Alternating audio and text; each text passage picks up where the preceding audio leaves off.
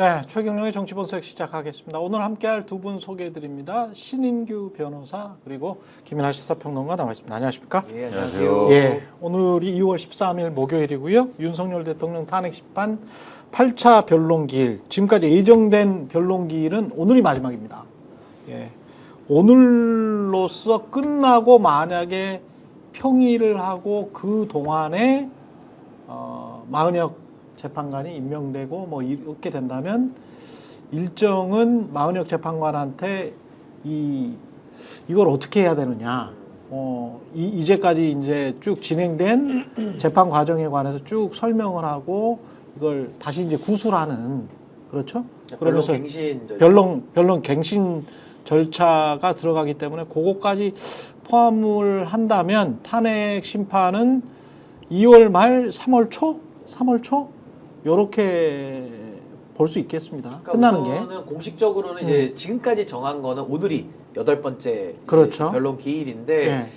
최후 진술도 해야 되고, 그러니까 피의소 추인한테 마지막 발언권도 줘야 되고, 예. 또 아까 우리 앵커께서 말씀하신 대로 결국 마은혁 재판관을 권한쟁의를 먼저 결정을 내려서 임명하도록 강제를 한다면 이 최상목 대행한테 또 공이 넘어가지 않습니까? 그렇죠. 근데 거기서도 또 헌법재판소 결정을 안 따르면 어떡할 거냐. 요게 하나 논란이 있고, 만약에 따른다면 그럼 마은혁 재판관도 이제 들어와야 되거든요. 그렇죠. 그러면 사실 이 변론에 대해서 표결에 들어올 수 없기 때문에 들어오게 하려면 또 한 번 변론을 갱신을 해서 이제 마은혁 재판관까지 구인 체제에서 결정을 내릴 수 있도록 하는 게 좋다고 저도 보고, 다만 이게 그 박근혜 탄핵 때도 보시면 그때도 지금 이름 나오는 안창호 위원장, 저분이 그때 헌법재판관이었거든요. 예. 그리고 뭐 그때도 조용호 재판관인가요? 굉장히 극우적인, 극보수적인 인사들 때문에 굉장히 걱정을 많이 했었는데 의외로 8대 0으로 전원일치 탄핵을 그랬죠. 시켰거든요. 그랬죠. 그래서 이번에도 공론 분열을 최소화하기 위해서는 저는 이 부분에 대해서는 헌법재판관들이 저는 만장일치로 아마 파면을 좀 선언함으로써 공론 분열을 막는 그 헌법재판소의 기능을 전 담당할 걸로 기대합니다. 오늘 중앙일보 사회부장도 그런 이야기를 했더라고요. 진보든 보수든 이 사람들 녹록치 않고, 그러니까 이 사람들이란 건 헌법재판관들입니다. 진보든 보수든 정치 성향을 떠나서 판단을 할 것이다. 그거는 이제 중앙일보나 심지어는 조선일보까지도 아마도 탄핵 인용이 될 수밖에 없다라는 생각을 가지고 있는 것 같아요. 왜냐면, 그렇죠? 조선일보 같은 경우는 야, 탄핵 인용이나 기각이나 이런 거 결정하지 말고 그냥 정치적으로 타협하면 안 되겠니? 요렇게까지 주장을 하는 거 보니까 양상훈 주필이 주장을 했잖아요. 오늘 칼럼이 이제 그런 얘기인데, 예. 그러니까 이게 뭐 지들이 그런 환경을 만들어 놓고, 그러니까 그렇지. 너무 지금 극단적으로 대립을 하고 있으니 사람들이, 그렇죠. 지들이 그런 환경을 만들어 놓은 주범들이거든요. 조선일보가 그렇게 만들었지. 그렇죠. 예. 어쨌든 대립을 하고 있으니 자, 다 뭐 이 헌법재판소에서 결론 내리고 뭐 이런 사법적인 뭐 그런 것보다는 윤석열도 잘못을 좀 뉘우치고 인정하고 그렇죠. 스스로 내려오는 방법을 택하고, 그렇지. 그 이야기 하는 거야. 네, 민주당도 좀 정치적으로 풀 수 있는 그런 방법을 좀 꺼내가지고 그거를 좀 타협을 보는 게 어떻겠니? 이제 이렇게 얘기를 하고 있는데, 근데 어쨌든 전반적으로 지금까지의 보도의 결을 보면은 뭐 계속 말씀드립니다만 이대로 가면은 헌법재판소 2말 3초에 결론 내린다. 그리고 그 결과는 조선일보 한 번도 지금 이 탄핵 심판의 결과가 윤석열의 복귀라고 점친 적이 없습니다. 이거는 조기 대선이다 라고 하는 거는 거의 고정이 돼 있어요. 다만 계속 오늘도 때리는 거는 헌법재판소가 뭐 균형감을 잃었다, 형평성에 맞지 않는다, 방어권을 보장하지 않는다, 뭐 이런 뭐 헛소리를 하고 있는데, 아주 헛소리를 하고 있는데, 그런 소리를 하면서 어쨌든 손을 들어주면서 국론 분열을 시키고 있지만, 하지만 결과에 대해서는 이미 패색이 짙다, 이것은 탄핵 인용된다, 조기 대선 국면 간다는 예감을 이제 하고 있기 때문에 지금 말씀하신 그런 얘기 나오고 있는 거죠. 근데 다만 이게 지금 말씀드린 요 절차대로 가면은 2말 3초인 거지만, 만약에 구인 체제에서 이제 결론을 내는 방향, 그러니까 좀 바닥을 다져가지고 합의 수준을 높여가지고 이 구인 체제에서 결론을 내는 방향으로 갈 경우에는 뭐 3월 초가 아니라 3월 중순에 나올 가능성도 있을 텐데. 3월 중순에 나올 그렇죠. 있을 텐데, 왜냐하면 최상목이 헌법재판소가 또 결정을 또 임명을 좀 늦추고 또 그럴 가능성도 그렇죠. 있으니까. 뭐 어제도 말씀드렸습니다만 조선일보 보도에 의하면 최상목이 임명을 안 할 것 같지는 않다는 거예요. 다만 그렇지. 고심을 좀 하고, 예, 법제처에도 한번 물어는 보고, 하루 이틀이라도. 예, 그런 것까지 합하면 그리고 아까 이제 변론 갱신 절차 말씀하셨습니다마는 헌법재판소도 우리가 뭐 꼭 변론기를 이걸로 이제 종결하리라고 결정한 것까지는 아니야. 그냥 이렇게는 얘기를 하잖아요. 예. 그래서 이 마은혁 재판관이 어디까지 이제 하는 거냐 이런 거는 아직은 어쨌든 가능성을 완전히 닫아놓은 것까지는 아니니까 그런 모든 거를 모든 절차적인 어떤 뭐 이견을 다 없애버리는 그런 상황까지 이 빌미를 주지 않는 상황까지 간다고 하면은 3월 중순이나 그걸 넘길 수도 있겠죠. 하지만 지금 요 기류대로 가면은 말씀하신 것처럼 2만 3초다라고 하는 것은 오늘도 거의 이제 이 조중동은 그렇죠. 일치하는 진단입니다. 사법적으로는 분명히 그렇게 판단을 하고 있고 조중동도 탄핵이 인용될 수밖에 없다라는 확실한 본인들의 이제 인식이 있습니다. 그럼에도 불구하고 결국은 시기인데 시기에 관련해서 최상목이 저는 그런 생각을 해요. 이 사람이 자율적으로 독립적으로 대통령 권한대행으로서 사법적인 것들 그리고 정치적인 중립을 지키면서 할까 결정을 할까 아니면 권성동한테도 한번 전화해보고 한동훈 측 의견도 좀 들어보고 그래서 여권의 흐름 야 준비됐어? 다 됐어? 그러면 들어가도 돼? 뭐 5월 말쯤 하는 게 훨씬 낫겠어? 뭐 이런 식으로 할까 좀 의심스럽거든요. 경찰청장 임명한 것도 그렇고 아니면 본인이 그냥 뭐 어딘가로부터 전화를 받는 것 같기도 하고 어떻게 보세요? 이런 것들은. 네, 뭐 지금까지 보여온 최상목 대행의 처신은 예.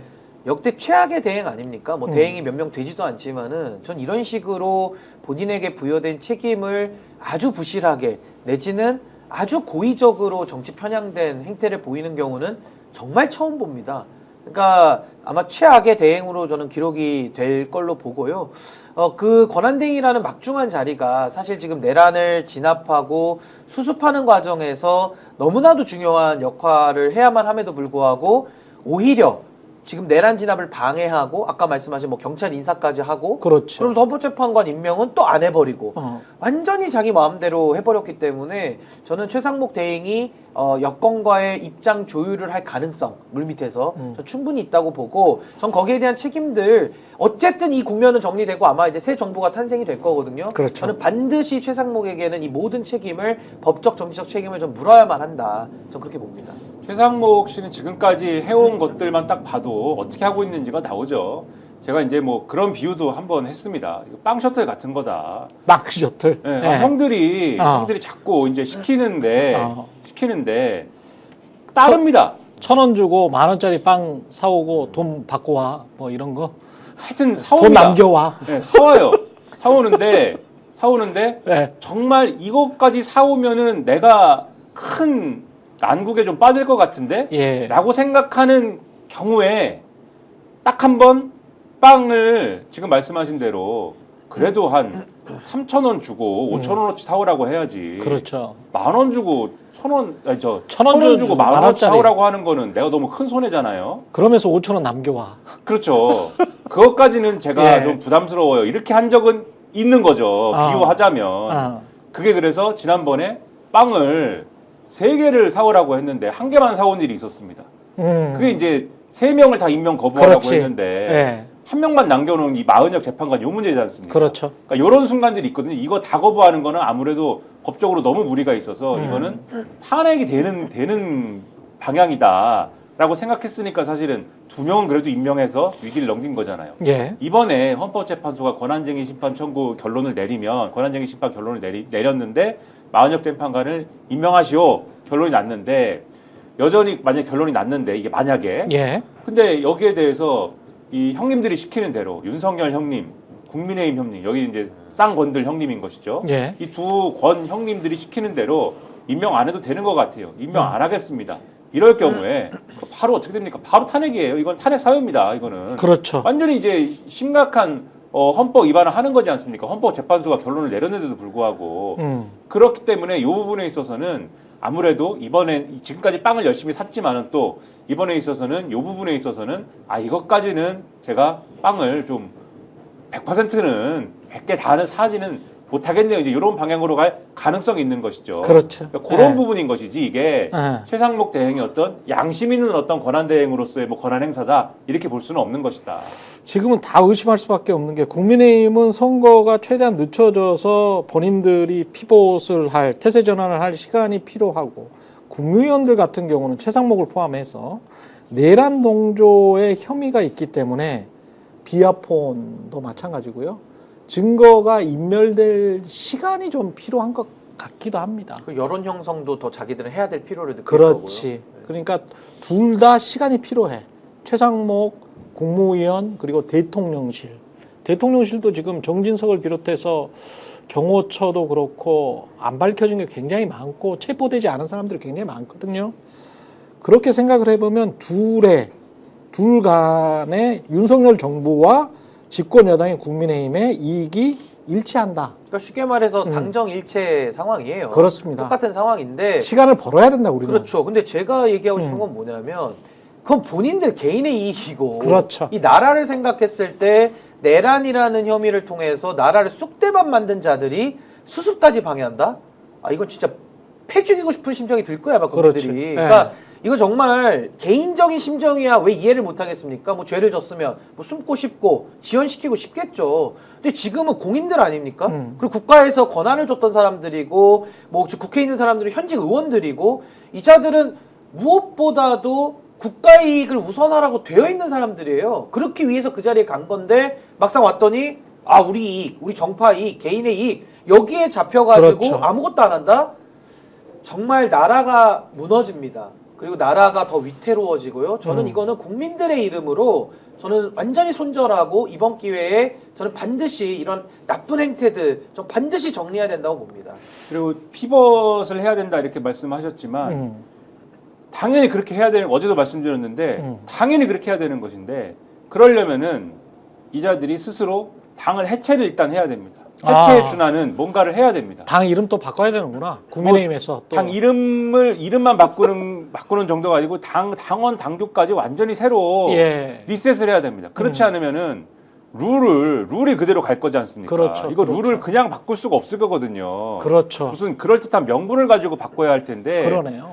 그냥 바꾸면 얼마나 논란이 크겠습니까? 그러니까 뭔가 명분을 갖고 바꾸려면 자 이제 당을 그냥 다 때려부시고 다시 합시다. 다시 만듭시다. 우리는 버림받았습니다. 대통령 탄핵도 인용이 되고 안 됩니다. 뭐 이렇게 가야 될 건데 지금 근데 그것도 대단히 어려울 거예요. 지금까지 해놓은 게 있기 어렵지. 때문에 다 중진들의 이익인데 그게. 그렇죠. 그러면은 이게 어떻게 되느냐? 각 대권 주자들이 경선을 치러야 됩니다. 그리고 지금의 룰대로 경선을 치르려고 그러면은 지금 들어와 있는 이 국민의힘에 다소 극화되어 있는 이 당원들의 입맛에 맞는 방식으로 경선을 치러야 되기 때문에 피벗이 상당히 어렵습니다. 그러네. 어려운 상황으로 그래서 이 피벗이 어려운 상황이 원래 우리의 상식대로 하면은 윤석열의 이 파면과 동시에 이 상황이 끝나야 되는데 경선을 치러야 된다는 조건이 같이 엮이면서 이 상황이 더 장기화됩니다. 그러면은 이 시간이 길어지면 길어질수록 이 계속 달리고 있는 이 가속도가 계속 붙는 것이기 때문에 그렇지. 피벗을 해야 될 때 그 방향을 바꿀 수가 없죠. 그냥 이 무리해서 바꾸면 연골이 나갑니다. 그렇죠, 그렇죠. 그러면은 이것은 어려운 과제가 되기 때문에 더더욱 이 수렁에 빠질 수밖에 없는 것이다. 그러니까 저는 이번이 참 저는 재밌는 현상으로 보는데 제가 작년에 보수의 종말이라는 책을 쓰지 않았습니까? 그랬죠. 요 상황을 뭐 예언서야. 미리 예견하고 썼다면 안 믿으시겠지만 예언서야. 아 예언을 한 거죠. 아니 근데 예. 알고리즘적으로 이렇게 갈 수밖에 없다고 직업을 제가 바꾸세요. 예언자. 예. 뭐 저도 어디 뭐 내려가서 뭐 하나 차려야 되나요? 아니죠. 예. 이게 보수의 예언자. 토종 비결 뭐 이런 거. 아니 근데 그게 왜 그러냐면 이게 보십시오. 호랑이 등에 타서 달리고 있습니다. 아, 그럼 내리기가 더 어렵죠. 그냥 그렇죠. 호랑이가 안 달리고 있어도 그 위에 올라타면 무서워서 내리기 어려워요. 그렇죠. 겁먹으니까. 근데 호랑이가 위에 탔는데 달리고 있어요. 그럼 못 내리죠. 실 국민의힘은 딱 그 상황에 걸려 있는 겁니다. 딱 걸려 있는 상황인데 저는 지금까지 우리 정치사를 한 20년만 우리가 끌어다 봐도요. 어떤 정치 세력이든 큰 잘못도 하고 또 작은 잘못도 하고 계속 부침있게 엎치락뒤치락 주류가 비주류, 비주류, 주류 이렇게 해왔어요. 그러니까 정치가 살아 있었던 거죠. 근데 이번에는요 너무 기현상인 게 과거에도 패족이란 말 많이 붙였거든요. 아, 그랬다. 패족 많았어요. 그랬다. 그럼 보통 패족들의 행태는 뭐였냐면 네. 다 상복 입고 나와서 심지어 자유한국당도 그랬습니다. 검은색 상복 붙여놓고 무릎 꿇고 연기라도 우리가 잘못했으니까 죽여주세요.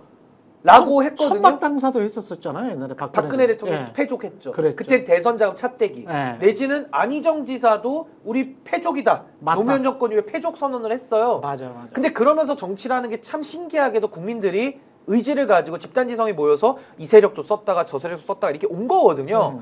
근데 이번에는 너무 이거 저는 신기한 장면이라 처음 겪는 우리가 일인데 패족 중에 패족인 인간들이 나와가지고 패족이라고 규정하는 사람들을 향해서 잘못이 있다라고 꾸짖고 있어요. 그러니까 적반하장의 극단을 보고 있는 거죠. 그러니까 국민들이 지금은 말을 안 하고 싶어서 안 하는 게 아니라 말 섞기 싫어서 안 섞는 거거든요. 너무 짜증나서. 그렇지 맞아요. 정말 딱 맞아요. 요 그림이에요. 맞아요. 근데 그 국민들이 야 그럼 윤석열이 돌아와서 계엄 한번 하면은 괜찮을까? 또 해도 될까? 미쳤죠. 말도 안 되는 거죠. 그러니까 이 상황에서 국민의힘은 상황 판단 능력이 떨어지든 아니면 상황은 잘 판단했지만 욕망이 더 커서 호랑이 등에서 안 내리든 그건 자기들 사정이고 어쨌든 이런 초식은 처음 본단 말입니다. 이런 초식 처음 봐요 저는. 이런 초식은 처음 본다. 민주주의 국가에서 처음 봅니다. 계엄 예. 이후에. 계엄도 처음 봤지만. 그렇죠. 저는 처음이 지금 겪어지는 이 맞물려 있는 단계로 이제 대선을 치르기 때문에 한번 두고 보십시오. 제가 또 한 번 예언을 하자면 국민들께서 안심하시는 대로 결론은 날 겁니다. 결국 국민들이 정리를 그렇지. 하니까요. 예. 근데 저자들 지금 이 호랑이 등에 올라타서 끝까지 자기 사리사욕에 막 매여서 국가를 망가뜨리고 있는 세력들은요. 영원히 정계에서 전 퇴출될 거라고 봅니다. 퇴출돼야죠. 요게 이제 이번에 저는 관전 포인트라고 봐요. 당위적으로는 퇴출돼야 영국 됩니다. 이 자들은 패족이 아니고 폐품이 된다. 폐품. 폐품이 된다. 사람인 것도 아니죠. 그러니까. 족발 아니에요? 조기 족발 될 때 쓰는 거 아닌가요? 폐품이 된다. 폐품. 예. 저희가 왜 이렇게 확신을 하냐면 지금까지 나온 이제 뭐 증언이나 증거들 이외에도 지금 계속 나오고 있습니다. 검찰 조서 내용들이 계속 나오고 있기 때문에 하나씩 지금 살펴보면 오늘 또 조성현 수도방위 사령부의 1경비단장이 헌법재판소 직권 증인으로 나올 겁니다. 오후 4시에 나올 텐데 이 사람도 이진우는 헌법재판소 나와가지고 이진우 전 수방사령관은 나와서 증언을 거부하고 요리조리 피해 나갔어요. 하지만 조성현은 분명히 그 밑에 있는 사람입니다. 이진우 밑에 있는 수방사 1경비단장은 자신의 상관인 이진우 전 수방사령관으로부터 국회에서 인원들을 끌어내라, 국회의원들을 끌어내라 라는 지시를 받았다는 이 증언을 할 예정이고 이것뿐만이 아니고 지금 다 부하들이 지금 증언을 하고 있어요. 부하들이. 김철진 국방부 장관 군사보좌관입니다. 김용현 전 국방부 장관의 부관이죠. 포고령을 김용현이 작성했다고 자기가 자기 컴퓨터로 직접 작성했다라고 주장을 하고 있는데 이 사람 말은 장관님은 컴퓨터를 잘 못 쓰신다. 쓰시는 거 잘 못 봤다. 그리고 포고령이 담긴 노란색 봉투를 자기가 봤는데 거기에 대통령실이라고 적혀 있었다. 이 대통령실에서 포고령 썼다. 그럼 포고령 자체가 위헌이었잖아요. 그럼 대통령실에서 썼으면 김건희가 썼는지 윤석열이 썼는지는 모르겠습니다만은 누가 썼을 거 아니야. 그럼 대통령 책임이지. 다 공범이죠, 공범. 그쵸? 관여된 사람들 다 공범입니다. 이 사람이 그 내란 수괴인 거지.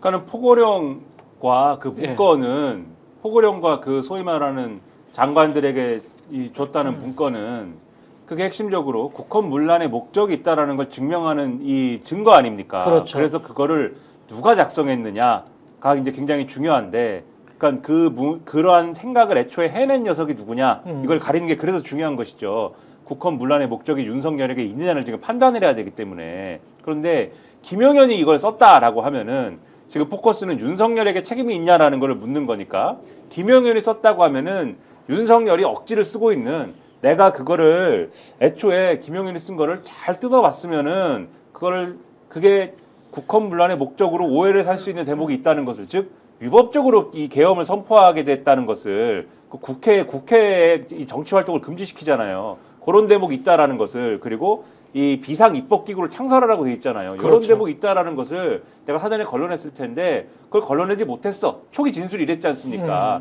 이걸 우길 수 있었을 텐데, 또는 이 진술이 김용현을 직접 신문하면서 바뀌죠. 아, 우리가 요게 위법적일 수 있다라는 거는 인식을 했지만 이 길어질 가능성도 없고 해가지고 그냥 웃으면서 그냥 넘겼지 진지하게 생각 안 했어. 뭐 이렇게 주장을 할 수도 있었겠지만 윤석열이 직접 자기가 생각하고 구상해가지고 아, 이거를 내가 정치 활동을 일반적으로 금지시켜야 됐어 라고 자기가 생각했으면 그리고 비상입법기구를 내가 꼭 창설을 해야겠어라고 본인이 아이디어를 냈으면 이건 처음부터 국헌 문란의 목적을 윤석열이 갖고 있다라는 게 입증이 되는 거죠. 그래가지고 요거를 애초에 누가 썼느냐가 윤석열의 이 탄핵 여부 그리고 내란 수계 여부를 입증하는 데 있어서는 굉장히 중요한 건데 김용현은 컴퓨터도 할 줄 모르고 자기가 노트북을 사용했지만 자기가 쓴 프로그램이 뭔지도 모르고 심지어 주변 사람들은 이 사람의 컴퓨터를 쓰는 걸 본 적도 없다. 그리고 이러한 정황은 매우 분명해 보이는 게 처음에 김용현이 애초에 윤석열 캠프에 왔을 때도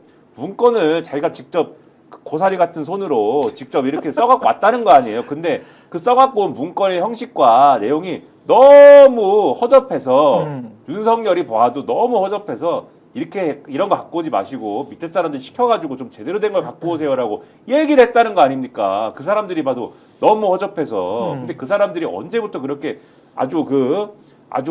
완성도가 높은 보고서를 언제부터 그렇게 요구했습니까? 글씨를 보는 걸 싫어하는 사람들인데. 그렇죠. 그 사람들이 봐도 이해가 안 될 정도의 말도 안 되는 퀄리티니까 그랬을 거 아니에요. 즉 컴맹인 거예요. 원래 이 사람은. 그때 그런 사례를 봐도 김용현이 문서 작성 능력이 없다는 것은 매우 분명한 사실이어서 제가 볼 때 이런 것들이 다 증언을 통해서 확인되고 이미 밝혀진 거지만 또 한 번 뒷받침되는 그런 광경을 보실 수가 있을 것이다. 그렇죠. 아니 근데 이게 윤석열이 만약에 뭐 이럴 리는 없겠지만 내가 계엄 안 했다라고 주장을 하면 이런 게 중요해요. 누가 썼고 누가 지시했고 막 이런 게 추적을 들어가야 되는데 지금 윤석열의 입장은요. 본인이 계엄도 했다는 거예요. 그러니까 포고령 당연히 계엄한 사람이 쓰는 거죠. 그러니까 이거는 제가 볼 때 다툼 없는 사실을 조금 더 신빙 있게 해주는 억지 쓰는 거예요. 그렇죠. 그 억지에 대해서 조금 더 이제 그 억지를 반박하는 용도에 불과하지 전혀 법률의 구성 요건과는 그렇습니다. 상관없다. 그렇습니다. 제가 말씀드린 것도 그 억지의 말싸움의 세계관에서 드린 말씀입니다. 네, 거기서 그렇습니다. 그냥 법지 부리는 거를 야 입 막어 이틀 막하는 정도지 이게 이게 본질이 아니고 그냥 윤석열이 일단 계엄을 본인이 했다. 근데 지금 윤석열을 다투는 게 내 계엄이 정당했다라고 얘기를 하고 있어요. 그러니까 정당한 거냐 안 정당한 거냐 요것만 우리가 보면 되지 계엄을 누가 이거를 지시했느냐 당연히 윤석열이 지시했죠. 근데 이 부분에 대해 가지고는 조금 더 윤석열 쪽에서 방어가 안 되죠. 방어가 네, 안 안 돼요. 되니까 이렇게 예. 자꾸 하는 겁니다. 방어가 안 게다가 그리고 계속 뭐 방어권을 보장을 안 해준다 이렇게 계속 떠드니까 주장을 다뤄주기는 해야 되잖아요. 또 최소한도 주장을 다뤄주기는 해야 되니까 헌법재판소도 이런 걸 하나하나 또 반박을 해주는데 근데 이자들의 땡깡이 끝이 없어가지고 이걸 다 해주는데도 무슨 하나하나 트집 잡아가지고 헌법재판소가 세상에 큰 죄를 짓고 있는 것처럼 주장을 하고 신문에다가 쓰고 국민의힘은 항의 방문을 하고 이제는 막 대놓고 라디오 이런 데 나와가지고 헌법재판소가 죄인이에요. 대역죄인이에요. 그럼 아니. 오늘은 심지어 무슨 카페를 관리를 안 해가지고 무슨 뭐 아니 그 카페 이야기는 지금 좀 이따가 하고 어이가 저는 없어서 좀 제가 조금 말씀드렸습니다. 어이가 없는 것 중에 하나가 내란 때 가만히 있었던 저는 검사들 있잖아요. 검사들이 이프로스에서 꼭 정치적 중립 어떨 때는 정치적 중립을 주장을 한단 말이에요. 검사들이 그러다가 본인이 성은을 받은 사람 그 다음에 검찰의 그 뜻대로 안 될 것 같을 때 이 춘천지검 검사장 하는 이영님이라는 사람이 이 헌법재판소를 엄청나게 비판을 했더만요. 아주 이 악랄한 사람이 일제시대 재판관도 우리 안중근 의사가 하고 싶은 말을 다 들어줬는데 헌법재판소는 어떻게 그 윤석열이 하고 싶은 말을 그렇게 안 들어줄 수가 있냐라는 아니 주로 윤석열 말 그렇게 네? 많이 했는데 글을 썼는데 뭘 더 들어준다는 거야? 이 검사는 어떤 사람이냐 우리가 알아야 되지 않습니까? 이영님이 어떤 자냐 이 자는. 어떤 잡니까? 제가 오늘 한겨레 기사를 보는데 예. 이런 대목이 제가 그냥 이 기사를 조금 읽어드릴게요. 여러분 지루하시더라도 네, 기사를 읽으면 여러분이 보통 지루해 하시는데 예. 그러나 이 자가 어떤 자인지를 알아야 되기 때문에 헌재를 향한 이 검사장의 공개 저격, 그러니까 이영리 검사장의 공개 저격에 윤 대통령과의 개인적인 친분이 작용했다는 게 법조계의 시각이다. 이 지검장은 2005년 의정부지검 고양시청에서 윤 대통령과 함께 근무했다.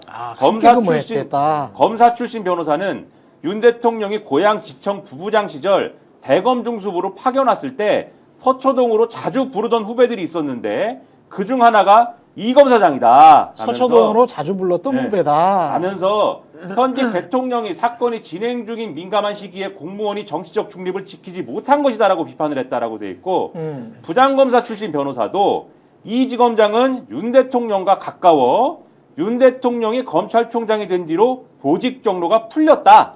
면서 현직 검사가 헌법기관인 헌재를 원색적인 표현으로 비판하는 것은 법을 떠나 도덕적으로도 용서될 수가 없다라고 비판을 했다. 네.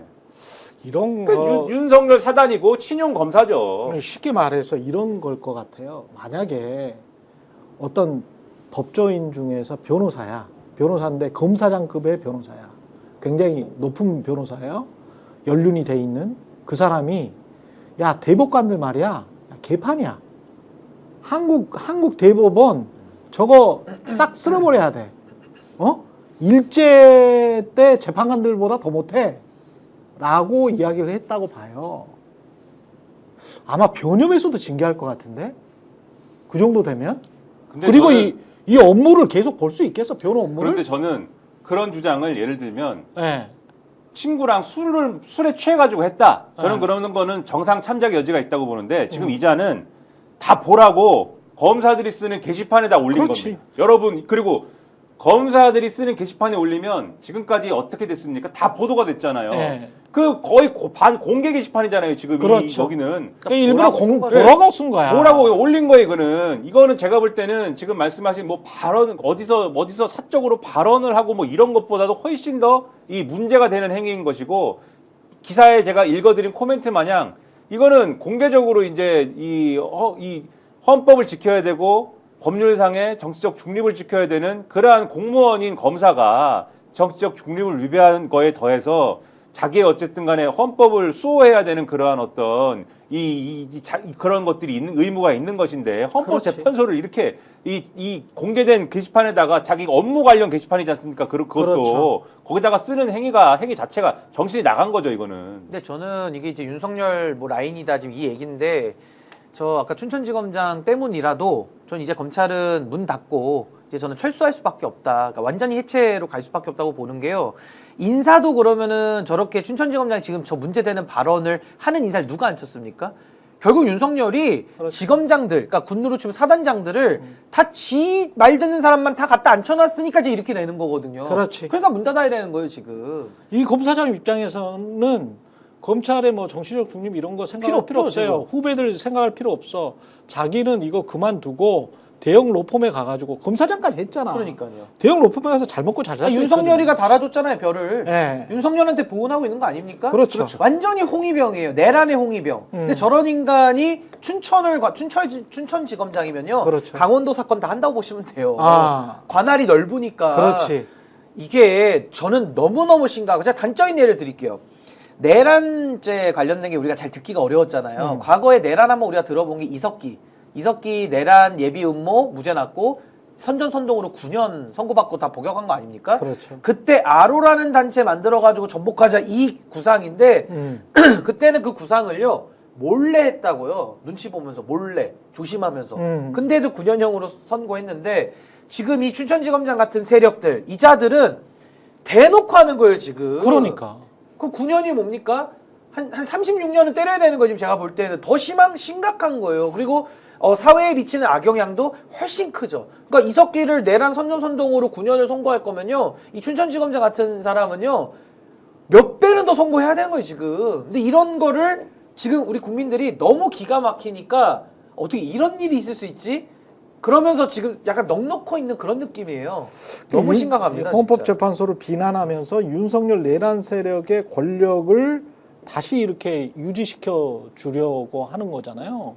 이거는 명백하게 정치에 개입하고 게다가 무엇보다 헌정 질서 자체를 위반한 사건이잖아. 내란이라는 거는. 그렇죠. 근데 그 내란에 대한 비판은 한마디도 없었던 자가 이 검사장이라는 인간이 뭐 정의의 수호자라며 지들이 검사가 정의를 실현하고 무슨 뭐 인권을 보루하는 마지막 뭐 심판자라며 뭐야 이 인간들이 무슨 헌법 정신에 따라서 지금 일을 하고 있는 거야. 그리고 뭐 다 지밥그릇 때문에 지금 일하고 있는 거지. 나라를 망가뜨리고 있죠 지금. 윤석열이 국회에 나와가지고 옛날에 사람에 충성하지 않는다라고 했을 때 네. 자기들끼리 얼마나 또 좋아했습니까? 그게 전형적으로 근데 이게 사람에 충성하는 모습이지 않습니까? 사람이 그렇죠. 내란을 일으키고 지금 말도 안 되는 얘기를 헌법재판소에 가가지고 누가 들어도 코웃음 칠 얘기를 늘어놓고 있는 그 상황에 아무리 윤석열의 은혜를 입고 윤석열이 키워줬어도 사람이 그러고 다니면은 저 사람은 안 된다, 저 사람은 나쁜 사람이다, 저 사람은 죄를 받아야 된다, 책임져야 된다 이렇게 말을 해야지. 그 사람한테 은혜를 입었다고 그 사람이 무슨 짓을 해도 이렇게 여러분 나는 충성을 다 바칩니다 이런 거를 동네방네 떠들고 다니는 게 말이 됩니까 이게? 그리고 검사들이 착각하는 게 본인들은 공무원이 아니라고 생각하는 것 같아. 진짜로.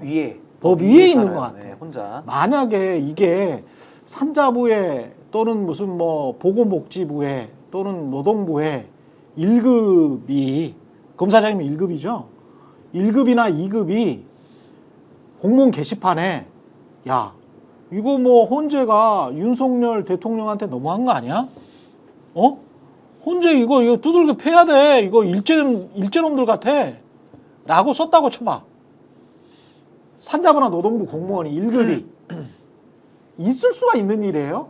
근데 검사는 뭐 달나라에서 와서 별나라에 와서 이 사람들이 그냥 정치인인 거야. 그냥 집권 여당이 아니죠.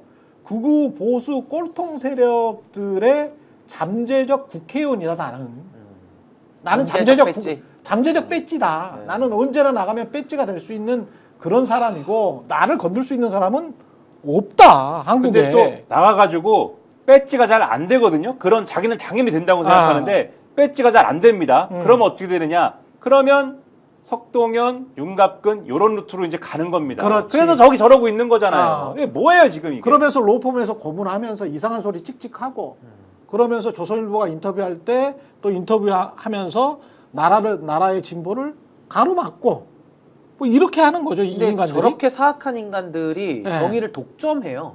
그렇죠. 자기가 곧 짐이 곧 정의예요. 그렇지. 사악한데. 아니 저는 저 행동은 사악하다는 얘기 말고는 설명이 안 되는 게 예를 들어 공무원의 정치적 중립 의무 위반도요. 실무자들 어떻게 처벌받는지 아십니까? 어디 좋아요 하나 눌렀다가 그거 발각되면은 정치적 중립 의무 위반으로 처벌받고 그래요. 그러니까 그 정도로 엄정하게 봅니다. 중립 의무라는 게. 왜? 그만큼 중요하죠. 공무원이니까 나라의 녹을 받으니까. 근데 검찰 하물며 일개 검사가 아니라 부장도 아니라 검사장이 저런 소리를 합니까? 이 시국에? 그러니까. 저건 저는 사악한 것도 저렇게 사악할 수가 없죠. 이거 너무 심각한 겁니다. 이 정도가, 이 썩은 정도가 너무 심각한 거예요, 지금. 이 해악이.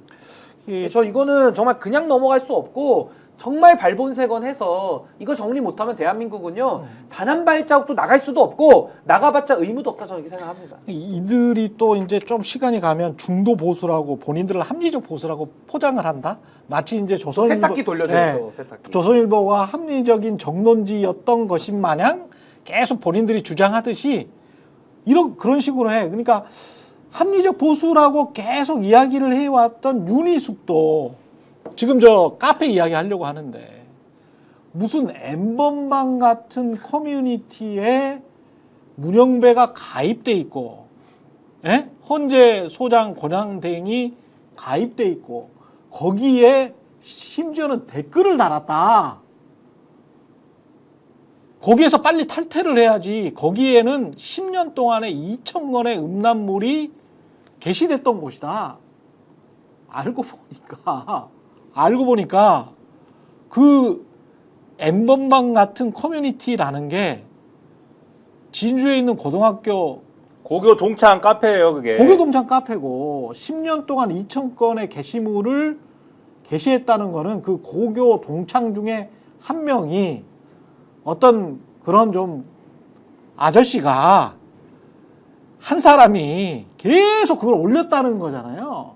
그리고 이제 댓글을 달았다는 거는 거기에 부장판사로 오니까 부산의 지방법원의 부장판사로 오니까 축하한다 라고 그 게시글을 올린 사람이 이제 같은 동창이니까 축하한다라고 하니까 그래 오랫동안 이제 못 봤는데 자주 볼 줄 알았는데 못 봤네 고맙다 이렇게 의례적인 인사를 한 건데 마치 이제 윤희숙이 채널 A와 인터뷰를 한 걸 보면 그리고 채널 A가 인터뷰를 한 다음에 뽑아놓은 그 썸네일을 보면 문영배는 거의 N번방에 가입한 것 같아. 전 이제 정말 그리고 N번방에 가입해서 댓글을 단 것 같아. 전 이제 나도 좀 무슨 그거 게시물 좀 나한테 좀 보관할 수 있도록 주라 막 이렇게 한 것 같아. 느낌이 딱 그 느낌이야. 전 이제 너무 슬픔을 넘어서 이제 진짜 눈물이 나올 것 같아요. 진짜 이 상황을 웃겨서 눈물이 나기도 하고 슬퍼서 나오기도 하는 그런 혼합적 눈물인데 아니 저는 이제 윤희숙 의원도 지냈고 또 지금 여의도 연구원장 아닙니까? 근데 그런 자가 제기하는 의혹의 수준이 그것도 나라의 지금 가장 중요한 재판을 담당하고 있는 헌법재판관 그것도 재판관 권한대행 소장 권한대행을 향해서 예. 이따위 수준의 의혹 제기를 한다. 이거 의혹도 아니죠. 그냥 헛소리죠. 예를 들면 이겁니다. 저도 지금 어디 아파트 살고 있는데 이것도 예. 설명해야 되는데 그렇지. 우리 아파트에 아파트 어떤 커뮤니티가 범죄자가 있어. 하나 아니 뭐 커뮤니티도 커뮤니티지만 우리 아파트에 어떤 사람이 사는데 그 사람이 뭐 범죄자일 수도 있고 범죄를 저지른 사람일 수도 있겠죠. 네. 뭐알 수가 없지만 그 아파트에 같이 살고 있는 사람인데 지나다니다가 모르는 상황에서 뭐 인사도 한번 할 수 있는 거고 오고 가다가 지나치지 않겠습니까?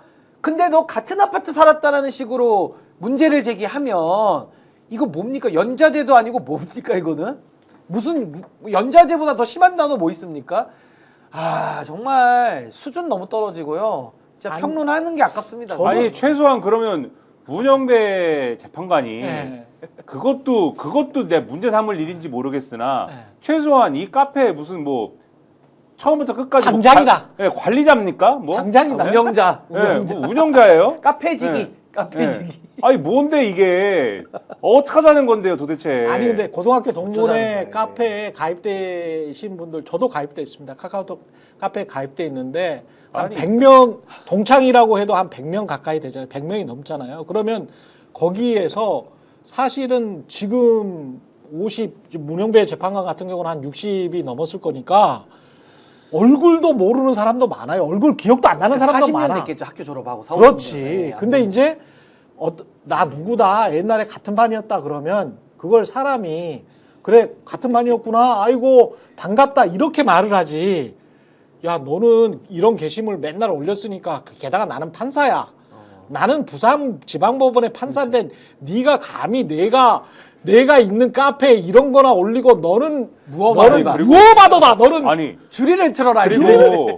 그리고 제가 이제 이 카페에 들어가지 않아서 들어가 보지 않아서 잘 모르겠으나 예. 이 사람이 뭘 올렸는 건지도 제가 모르고 어떤 예. 맥락인지를 몰라서 그런데 이 사람이 올린 글이 가령 이 사람이 무슨 뭐 해킹을 당한 건지 예. 스팸을 올린 것인지 스팸 게시물을 얘기하는 것인지 그렇죠. 아니면 이 사람이 무슨 뭐 2,000개를 올렸다 그러니까 2,000개의 무슨 뭐 음란물 무슨 뭐 유통업자인지 이걸 지금 뭐 알지도 아니, 못하고 근데 그런 거 근데 좋아하는 그런 친구가 거를- 있을 수 있어. 아니 그러니까는 제가 좀 그러니까는 그러면은 그걸 모르는 상태에서 내가 네. 판사라는 이유로 내가 평소에 내가 가입된 모든 카페를 순시를 한 다음에 네. 그런 것들을 판별해가지고 이 사람이 이걸 왜 올리지? 이 사람은 없네. 1 스팸 그러니까 그 해킹을 당했다. 아. 2 자기 의지로 올리고 있는 음란물 많이 하다. 3 뭐 그런 거냐 뭐 이런 거를 따져가지고 자기 나름대로 그 추리를 한 다음에 이 사람은 스스로 조사해가지고 네. 뭐 이런 활동을 평소에 자기가 가입한 모든 온라인 카페를 대상으로 해야 되는 겁니까 그러면은 어떻게 하자는 거예요 이걸 도대체? 네, 제가 이게 왜 악의적으로 보냐면 문영배 재판관의 그동안에 무슨 판결 가지고 논하는 것도 아니고 수준 자체가 지금 말씀하신 그걸 논하고 있거든요. 음란물 뭐 사이트 카페 이게 우리 헌법 재판하고 무슨 관계가 있습니까? 그러니까. 정말 우리 동네 무슨 황대장이냐고요. 관계가 있어요? 아니 그러니까. 그 윤희숙 의원 카페 한번 다 털어볼까요? 네. 들어가 있는 거 역으로? 아니 그러니까 이게 카페라는 곳이 플랫폼이잖아요. 그냥 우리가 지구촌이잖아요. 지구촌 안에는 뭐 범죄도 있으니까 판검사들 다 만들어 놓는 거 아닙니까? 우리가 무균질에 사는 게 아니잖아요. 진공에 사는 게 아니잖아요. 다양한 사람이 다 존재하는 게 우리 세상 산데 너 왜 세상에 살아? 이런 거랑 똑같은 거예요 지금. 그래서 윤희숙 의원의 주장은 이거야. 그 고교 동문 카페에서 나왔어야지. 나오지 않았기 때문에 안 나오면 젊은이들이 환멸을 느낄 것이다. 이렇게 이야기를 하고 여기에서 젊은이들은 왜 어떻게 이어지는지 모르겠어요. 아니 본인이 젊은이를 알아요? 윤희수 의원이? 젊은이들은 환멸을 느낄 것이다. 이것을 본 젊은이들은 환멸을 느낄 것이다. 결국 왜 이런 무리수가 나오느냐를 좀 생각해봐야 되는 게 예. 뭐를 이제 하시려고 하는구나 이 생각이 안 할 수밖에 없는 거죠.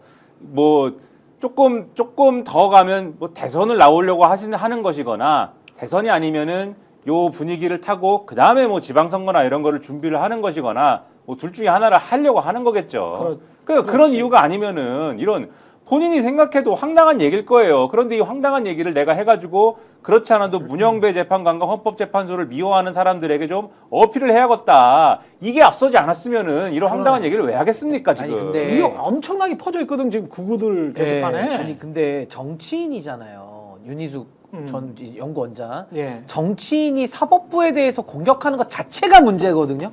이 자체가 잘못된 그렇죠. 거예요. 그렇지. 근데 자체가 잘못됐는데 의혹 제기하는 것도 저 살다 이런 의혹은 처음 보는 거예요. 저 무슨 의혹거리나 됩니까? 그게 바로 국민의 힘이다. 그러니까 이게 수준인 거예요. 그래서 네. 제가 아까도 말씀드렸다시피 그러니까 황당해. 이 자들은 이제 더 이상 이제 폐품이다. 폐품, 정확합니다. 폐품 정당. 아니, 더 이상 이제 말 섞고 싶지도 않은 거 아니?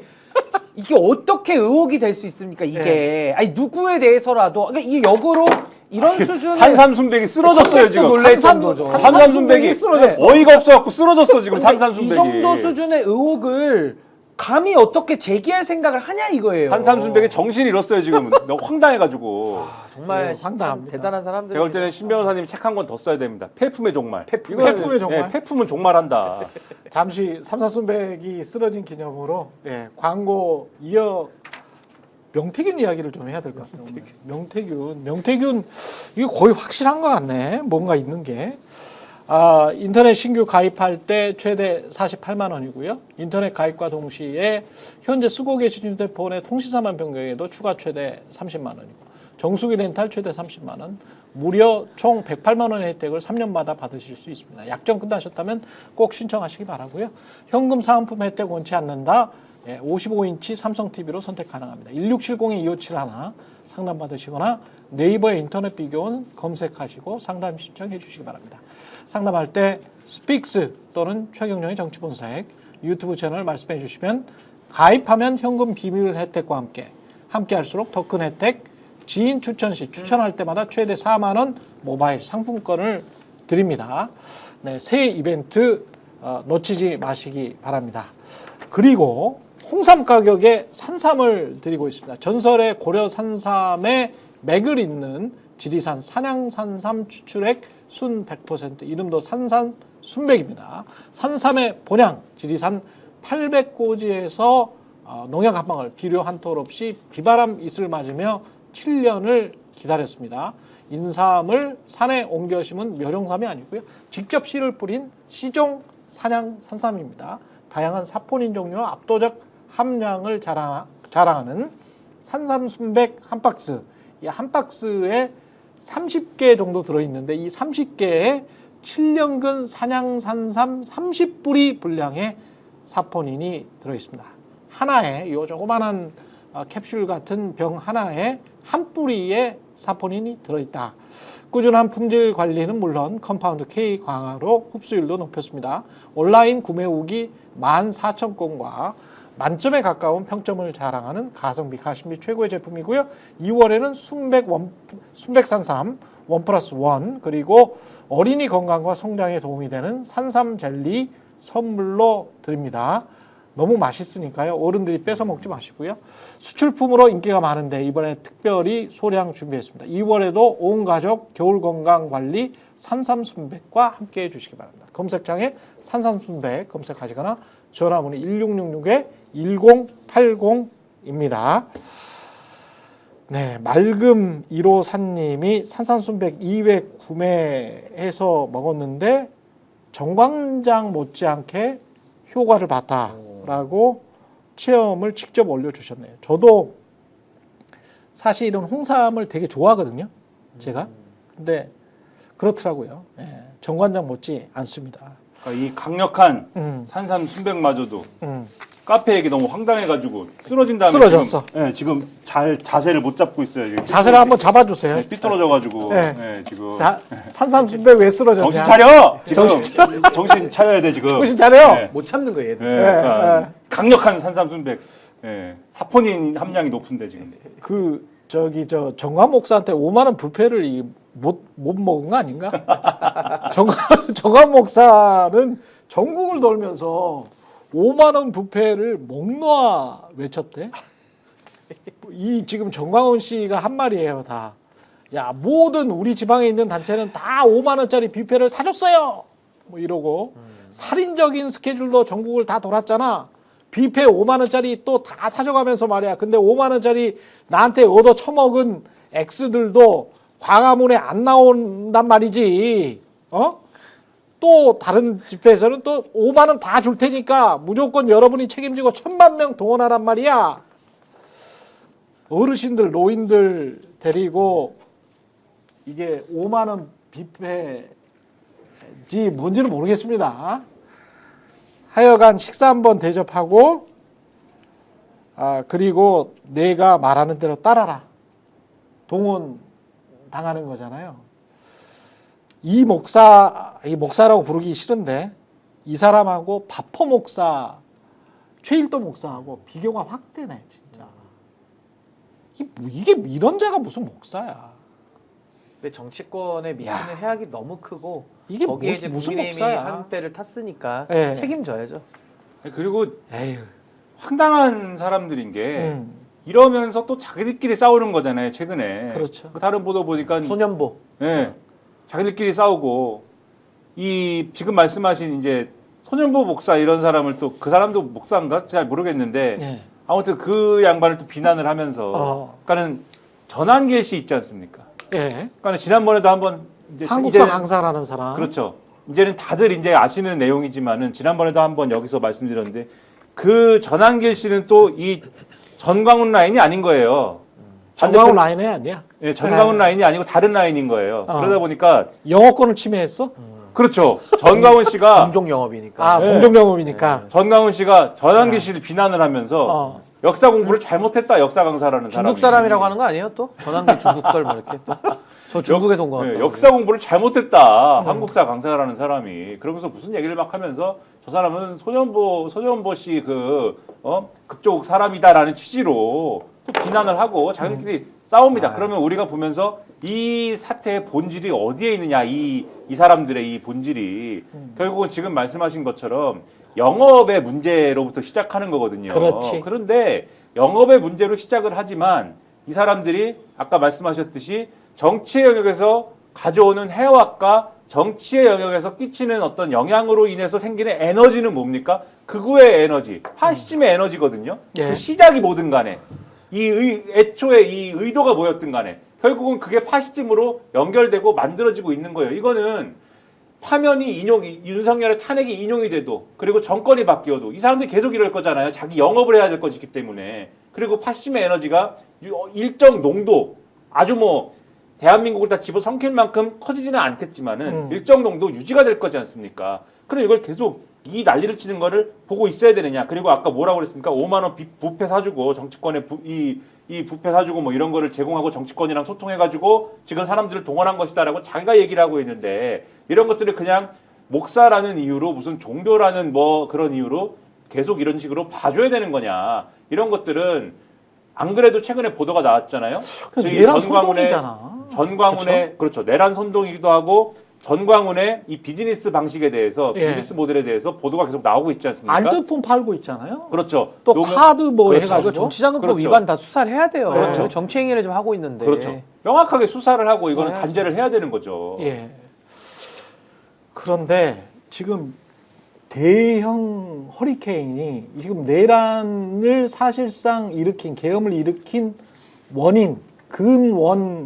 근인이라고 볼 수 있겠습니다.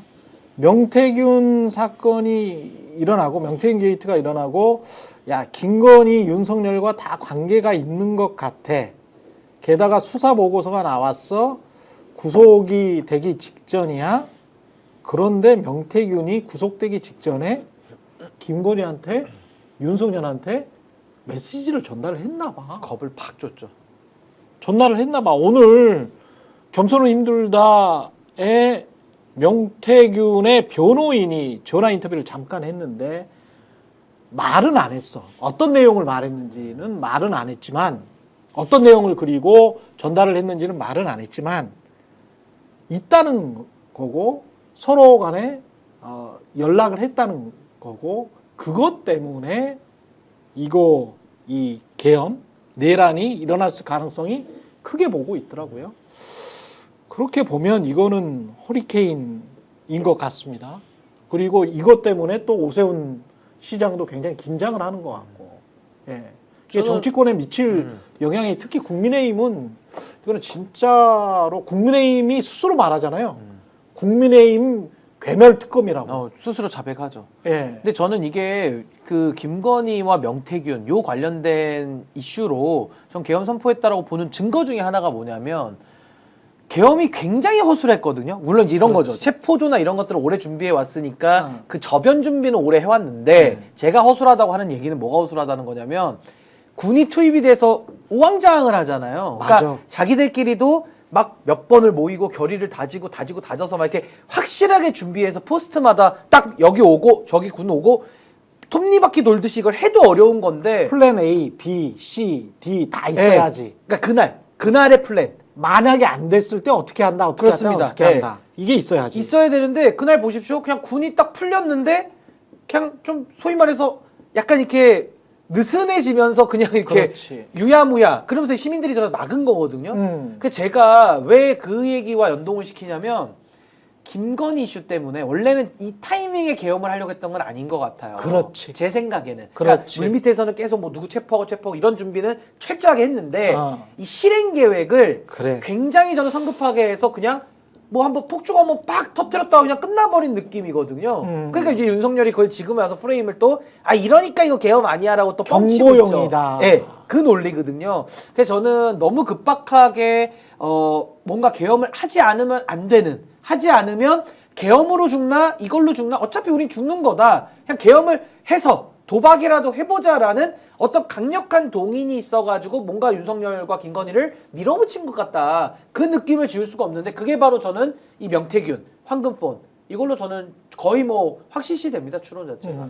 그래서 지난번에도 한번 쭉 말씀드렸듯이 총선 지고 의석수가 분포가 요렇고 그럼 여당이라도 장악을 해갖고 특검을 막아야 하는데 한동훈이 저러고 그 당권을 한동훈한테 갖고 여당이 우호적이지 않은 상황에서 김건희 특검 막기도 벅차서 계엄 준비를 시작을 해서 차곡차곡 가고 있었는데 거기에 돌발 변수가 하나 더 붙은 거죠. 명태균이 나와가지고 이러고 있던 차에 명태균 수사를 검찰이 해가지고 그 11월 달에는 이미 수사 보고서가 이제 상당히 민감한 내용까지 포함이 돼가지고 그렇죠. 김건희 딱 겨냥한 윤석열, 김건희를 겨냥한 내용이 포함된 내용까지 수사 보고서는 작성이 된 거고 용산에서 다 읽었을 거란 말이죠. 그렇죠. 그거를 검찰이 그래도 지고 있으면은 검찰을 쥐락펴락 해가지고 어떻게 해보겠는데 이게 12월 3일 되면은 이제는 기소되지 않습니까? 그렇죠. 2일 되면은 네. 기소가 되면 이제는 재판으로 넘어가는 재판이야. 건데 컨트롤이 안 돼. 거기서부터는 안 되지 않습니까? 안 되죠. 이제는 그리고 재판에서 하는 얘기와 재판에 제출된 증거 이런 거는 이제는 언론에 다 줄줄이 보도되는 건데 그렇죠. 요거는 막을 수가 없는 것이죠. 그럼 어떻게 하겠습니까? 말씀하신 대로 없는 거죠. 판을 없는 거죠. 귀없는 법 이렇게 가는 것이다. 이게 네. 단순하게 무슨 창원 산단 지금까지 나온 거 그런 거 말고도 우리가 의심했던 많은 것들 있잖아요.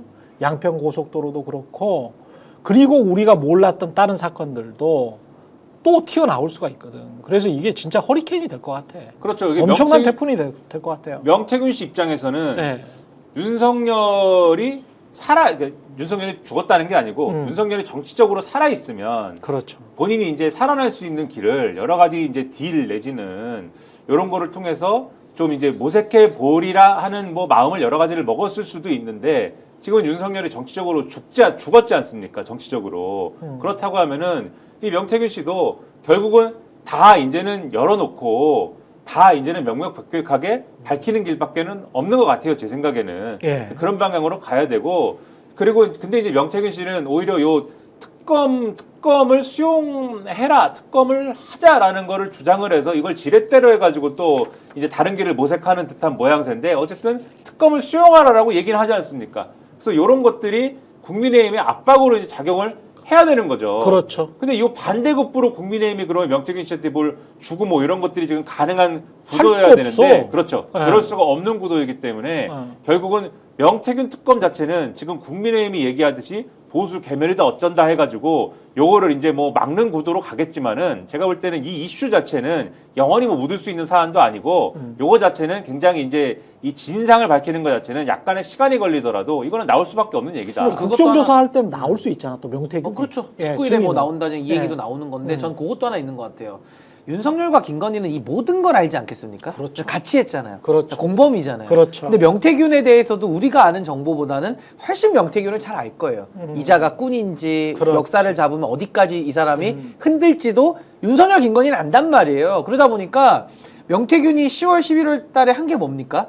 계속 페이스북 올리고 뭐 기자들 만나서 뭐 어떤 언론사든 다 만났거든요. 그렇지. 매일 그냥 명태균의 말만 쫓아가다가 약간 쪽에 붕 뜨는 그런 단계였어요. 그러니까 굉장히 두려웠지 않았을까?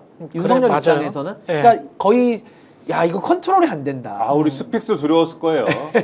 근데 그렇지. 그자가 또 이제 기소가 돼서 법원에 넘어가고 이제 핸드폰도 그때 당시에는 언론에 던져서 공개 검증하겠다까지 나오니 굉장히 두려웠겠죠. 전 그래서 계엄을 하지 않았나라는 사실 생각입니다. 전개환 두려웠다. 그렇죠, 그래서 그렇죠. 전개환이 두려워서 계엄을 선포했을 수도 있다. 있다. 네. 어떻게 보면 제일 처음에 이제 보도를 한 쪽은 뉴스토마토잖아요. 그 뉴스토마토가 쏘아올린 작은 공 하나 때문에 처음에 7불사 기사로. 계엄이 12월 3일 날에 된 것 같다라는 생각도 듭니다. 그게 9월 5일이에요. 처음이. 그렇죠. 그러니까 딱 9월 5일 네 달 날. 만에. 9월 5일. 딱 그러네. 네 달보다 이틀 안 걸려서 이제 딱 그 계엄이 참 일어난 거죠. 희한하네. 9월 5일 날에 뉴스토마토 보도가 있었고 9월 6일인가 김용현이 국방부 장관이 장관 가고. 된단 말이야. 근데 이제 점지를 한 거는 그 이제 전이긴 그 하지만은, 전이지. 예, 청문회 거치고 뭐 이렇게 된 그렇지. 거긴 하지만 실제 관계. 네. 관계 9월 6일. 그리고 이게 명태균 사건이 오세훈, 홍준표에 만약에 발을 잡으면 지금 인기 있는 김문수는 명태균이랑 상관이 없거든. 그리고 지금 여권에서는 인기는 없지만 명태균이랑 상관은 없는 한동훈.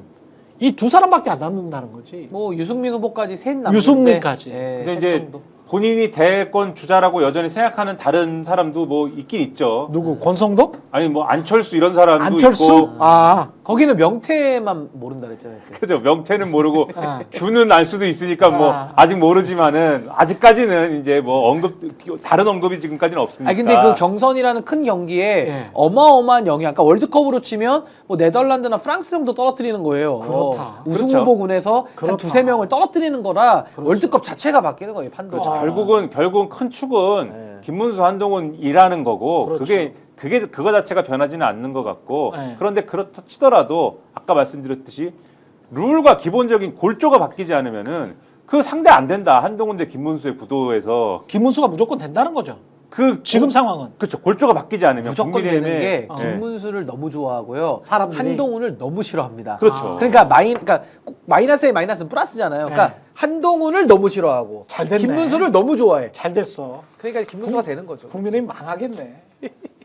훌륭합니다. 그러니까 계속 지금 그렇게 가세요. 김문수는 네. 그 판에서 보면은 약점이 딱 하나밖에 없는 후보예요. 뭐 어떤 약? 도지사입니다. 이거밖에 약점이 없고 네. 나머지는 다 약점이 아니잖아요. 극우적이다. 어. 옛날에 막말을 좀 했다. 뭐 극우 집회에 나갔다. 나 김문수인데 뭐 이거 네. 이거. 네. 어. 그런 건 하나도 약점이 안 되잖아요. 아. 뭐 그냥 해프닝. 해프닝. 여러분 이분 도지사입니다라는 게 조금 있었지만은 아. 그럴 수도 있다. 근데 어쨌든 그런 해프닝도 있었네. 요것 정도가 약점이지 거의 뭐 완전 무결한 후보입니다. 지금 명태균 이슈도 없고. 그러니 뭐 이게 상대가 되겠습니까? 그래서 김문수 굉장히, 예. 응원합니다. 그래서 보수 진영의 경선이 저는 굉장히 네. 좀 우리가 지금 예상하는 거랑 완전히 딴판으로 돌아갈 가능성이 매우 높다고 봐서 저는 그런 의미에서 기대가 됩니다. 그죠. 예, 지금 판대로 안 돌아갈 것 같아요. 김문수도 내가 언제 대권 후보 돼보겠어? 언제 돼보겠어? 이제 마지막 남은 거지. 그래서 책 한 권 더 쓰셔야 된다. 보수의 정말. 예, 해품의 정말. 예, 보수의 정말. 보수의 정말. 예. 최근의 정치본색 신인규 변호사 김민아 시사평론가와 함께했습니다. 고맙습니다. 고맙습니다. 스픽스는 말하는 언론입니다. 대세는 유튜브, 그중에서 스픽스. 좋아요, 댓글, 구독, 알림 설정. 여러분이 저희를 사랑해 주시고 우리가 여러분을 사랑하는 4가지 방법입니다.